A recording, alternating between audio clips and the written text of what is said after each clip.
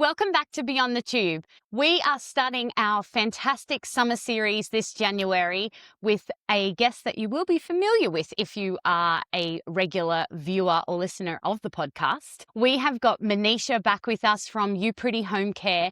We're actually going to talk today about how you practically look after a stoma, how you change your button, check your water volume. We've got our little assistant with us today, and he's going to help us demonstrate this. We're also going to talk about a care plan and how that works to give you some insight into what this practically looks like on a day-to-day basis. Welcome back, Manisha. Thank you. I'm so excited to actually do this practical series that we talked about last time we were together, which is so exciting. Hopefully Ezra will cooperate with us and help us, hopefully, from your perspective as a nurse and obviously what you see on the day-to-day or regularly.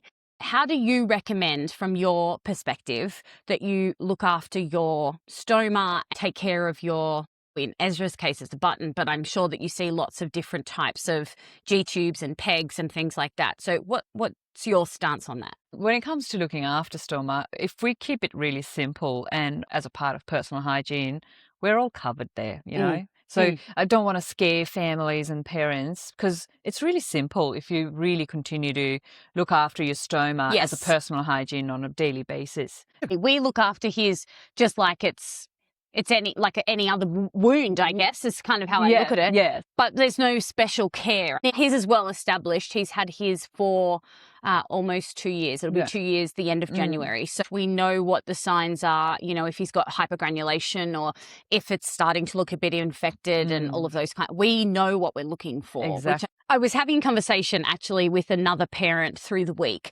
And her son has got an NG tube. Oh, okay. I was saying to her, have you considered like looking at a G-tube option? Obviously with Ezra, he's got the Mickey button. There's many other types, but for us, low profile, it's very easy to maintain and so forth. She kind of was a bit hesitant because she was like, one, surgery, totally get that. And two, the balloon thing kind of freaks me out. And I was like, I get that. But for us, it was the best thing that we could have done is change from the NG tube to the button. It has made a huge difference. Yeah. For him, for us, for our other kids, you know, for everybody, it's been so much easier. And I do think the care is a lot less. I know when we did our episode before, we talked about all the skin irritation and what you see with NG. That does not happen with everyone's really different. Yeah.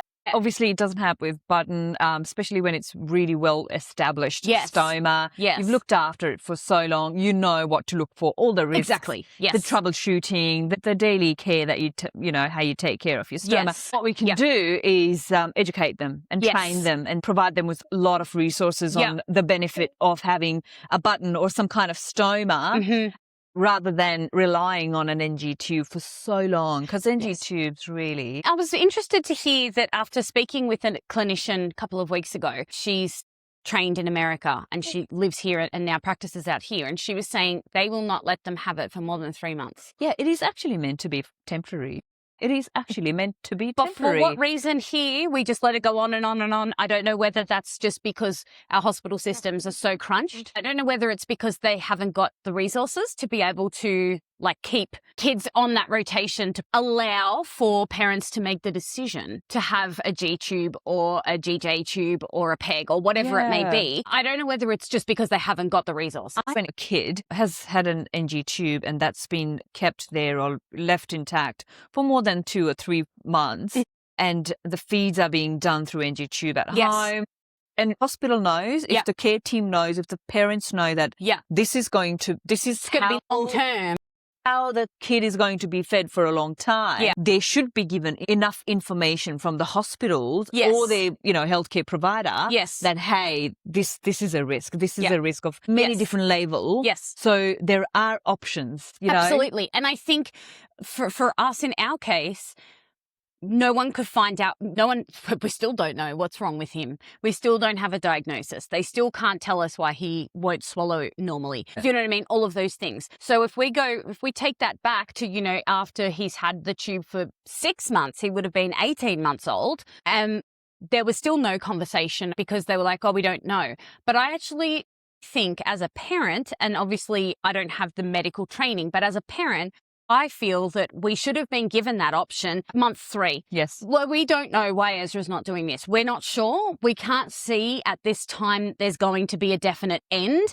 Therefore, here are your options and give people that opportunity, because ultimately we weren't provided with that. Yeah. Do you know what I mean? Yes. And I think that would have been really beneficial for us to actually make that decision and or at least have that conversation. We weren't even given the opportunity to have a conversation until we'd had it for about 6 months. Then that conversation started around changing and looking at other options. But even still, it didn't happen for another 6 or 8 months after that time. So it was a long time down the track. Yeah.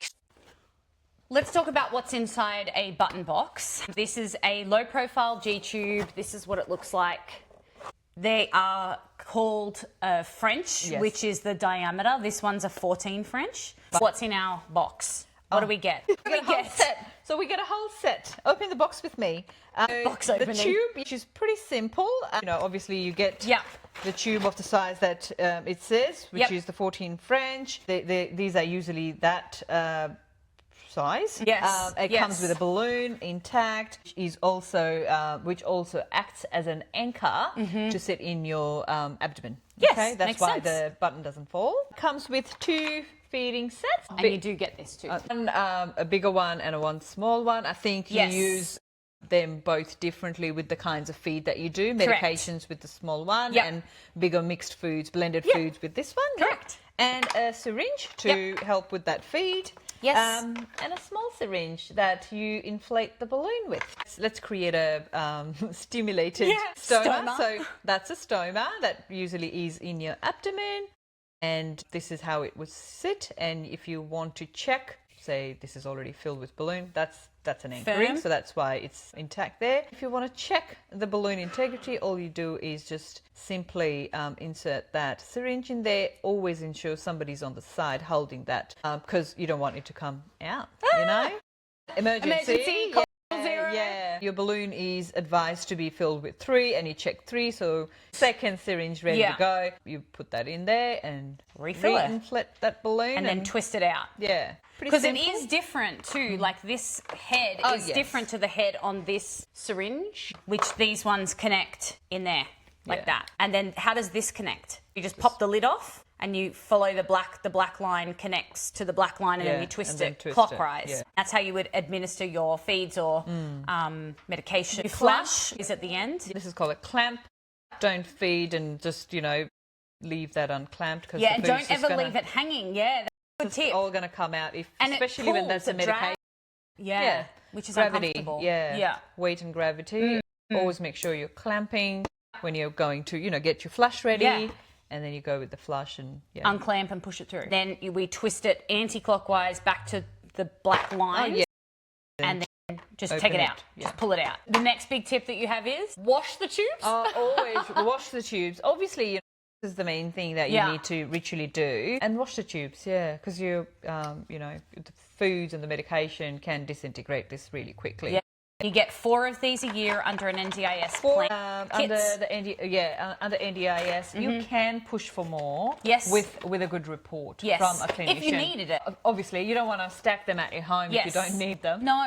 And the recommendation from Avanos, who creates these Mickey buttons, they suggest every 3 months you change, which is what NDIS obviously goes by because they allow you 4 a year. But some people, us included, are like 3 to 6 months, something like that. Yeah. Is that what you recommend as well? Yes, absolutely. Yeah. This is an advice that you get from your stoma nurse or the specialist that you are seeing. Follow their recommendation. That's really, really very helpful. I really want to talk about the care plans. I want to take it back to like when people are first getting their PEG for their kid or whoever it may be. Why is it so important to have that? And why is it that my doctor gave me information? That's fine. But tell us why an actual care plan and bedside training as well is so important. I think bedside training and care plan that Uprety Home Care does, which is very, very famous these days now that people know what it is and the benefits of it.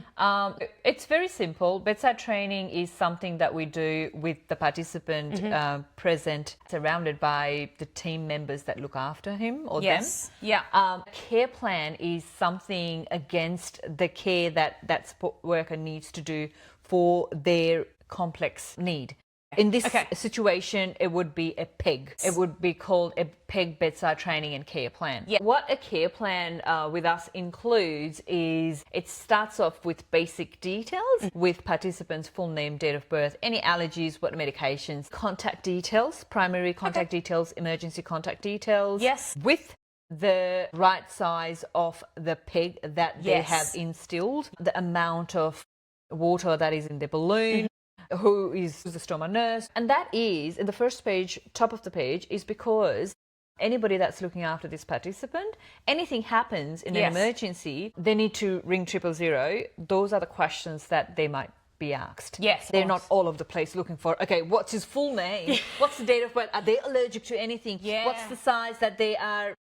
I mean, even as a parent, remembering that stuff when you're under pressure, all of a sudden, I can't remember their date of birth. If it's all in front of you, just following the sheet. Following that sheet. And it follows through what is a PEG, you know? What kinds of PEGs are there? What kind of PEG this person has? What are the troubleshootings? How do you take care of this PEG on a daily basis? Yeah. What do you do if anything happens to the PEG tube as the manufacturer's recommendation? It will also attach of some resources to read or watch videos that, you know, the carers can look at and read. That's perfect. And that's all covered through NDIS. All covered through NDIS. Yep. And if it is not, you can always obviously work with the support coordinator. They'll usually ask you to do a report on why this person needs that funding in their plan, and that gets sent to the planner. The plan gets updated. Usually 99% of the time they get that funding. If they don't, you just go back. Like you would with anything. Yeah, because why would you have a PEG if you're not in the scheme? Exactly right. Casting my mind back to when Ezra first got his, if we had have known this was available, I would have jumped at it with both hands, because we not only had to like train ourselves on what to do, we obviously had Ezra's support worker, my mum, it was my mother-in-law, it was other people coming into our lives, and you don't know who else is going to come and go into your life that you might need to share this information with.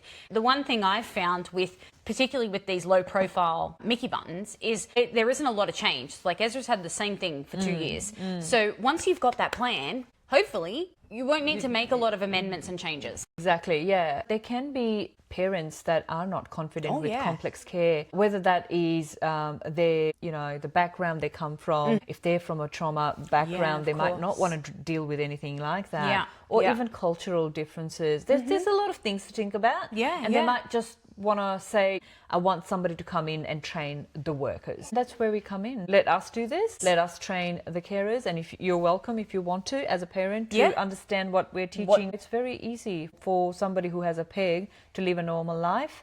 If they have a good team of workers that are looking after them, care plan that is like a Bible on the side to reference if anything happens. There's also so much of carers turnover in care team. You can't always expect NDIS funding that every time. Exactly. To keep retraining. If you have a document that was already created by a clinician, all you need to do is go through that document, and that document also includes the videos that you can watch. You can print out as many copies as you want. Laminate them, keep them in a bag or whatever you need. Whatever you want. Yeah, which is really handy. I am a huge advocate for this, like massive. Anyone who tells me that they're going to look at getting a PEG for their kid, first thing I say is you need to contact Uprety. You need to get that bedside training. You need to have this plan, because it takes so much pressure and stress off whoever the carer team is. It's not just one person. Generally, there's a whole team of people.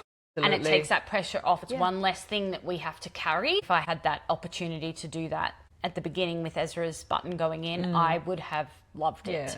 Thank you for joining us and going through how we deal with this Mickey button and what we do, and talking about what you offer at Uprety Home Care. I will link everything below, so if there is anything that you need, you'll have all the contact details to reach out and get that, you know, sorted, because I think that will just make people's lives that much easier. Yes, I think so. Thank you for joining us. Thank you for having me. Thank you for having me. I hope you enjoyed this practical session today, and we'll have another one coming up next week, so look out for that one exclusively on YouTube. Thank you once again to Manisha for joining us today on Beyond the Tube. Until next time, stay safe and we'll see you soon.